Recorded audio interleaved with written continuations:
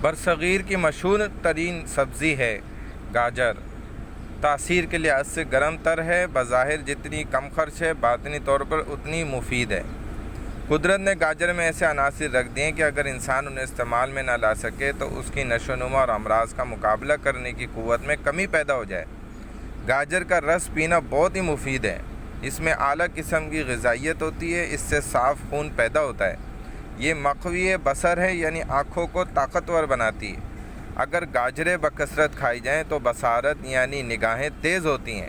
بادی اور بلغمی بیماریوں، خرابی خون، دل کی دھڑکن، پھتری اور یرقان کے لیے بہت مفید ہیں۔ گاجریں مقوی معدہ و دل ہیں، یعنی آپ کے معدے کو طاقتور بناتی ہیں، دل کو مضبوط بناتی ہیں۔ بہترین قبض کشا اور بواسیر سنگرینی کے لیے مفید ہیں۔ ان کے کھانے سے پیشاب کھل کر آتا ہے، گردے اور مثانے کی پتھری ٹوٹ کر خارج ہو جاتی ہے۔